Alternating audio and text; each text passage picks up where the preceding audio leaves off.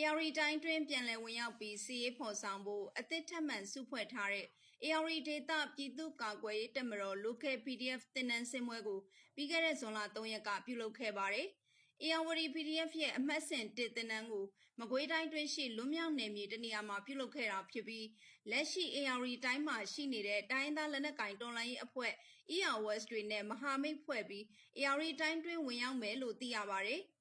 ချင်းနဲ့မကွေးအဆက်မှာစုဖွဲ့လေ့ကျင့်မှုတွေပြုလုပ်နေပါတယ်။တရင်ပြည်တာနဲ့ AR တိုင်းကိုဝင်ရောက်ပြီးစီရေးဖော်ဆောင်မှုတွေလုပ်မှာပါ။ရှေ့လမှာတင်နန်းမှတ်စဉ်တွေထပ်ဆဖို့ရှိပါမယ်လို့ AR Local PDF တာဝန်ခံဆိုင်းဝေလင်းက AR Times ကိုပြောပါတယ်။အဲဒီစစ်တင်နန်းဆင်းပွဲကိုတင်နန်းသားတင်နန်းသူစုစုပေါင်း89ယောက်နဲ့တင်နန်းဆင်းခဲ့တာဖြစ်ပြီးလာမယ့်ဇူလိုင်လမှာ AR PDF စစ်တင်နန်းအမှတ်စဉ်2ကိုဆက်လက်ဖွင့်လှစ်သွားမယ်လို့သိရပါတယ်။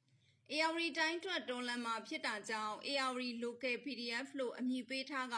မကြာခင်မှာ AR တိုင်းတွင်းရှိတော်လိုင်းတပ်ဖွဲ့တွေနဲ့လက်တွဲပြီးတိုက်ပွဲဝင်သွားမယ်လို့ AR Local PDF တာဝန်ခံစီကသိရပါတယ်။ AR အတွက်ပဲမို့ AR လို့ခေါင်းစဉ်တက်တာပါဝန်ကြီးဌာနနဲ့လည်းချိတ်ဆက်မှုရှိပါတယ်အချိန်တစ်ခုရောက်ရင်ဝန်ကြီးဌာနအောက်ကိုပြန်ဝင်ဖို့အစီအစဉ်ရှိပါတယ်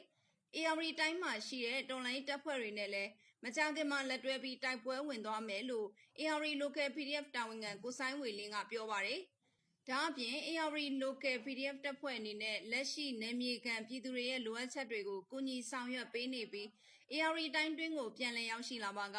လက်နက်ခဲယမ်းလိုအပ်ချက်တွေကိုကူညီပေးနိုင်ဖို့လည်းအသိပေးပြောဆိုထားပါတယ်။ကျွန်တော်တို့ AR တိုင်းမှာရှိတဲ့ရဲဘော်အဖွဲ့အစည်းတွေနဲ့ငကိုတဲကကျွန်တော်တို့တသွေးတဲ့တသားတဲ့ဒိုးတူပေါင်းပတ်လုပ်ခဲ့တာလည်းဖြစ်တယ်။ဒဇင်ထောင်တာမဟုတ်ပဲ AR တိုင်းမှာရှိတဲ့တော်လိုင်းအဖွဲ့တွေအင်အားကောင်းစေခြင်းနဲ့ကျွန်တော်တို့သွားခြင်းတဲ့အရာလေးတွေရှိလို့ပါလို့ AR Local PDF တာဝန်ခံကိုဆိုင်းဝေလင်းကဆိုပါတယ်။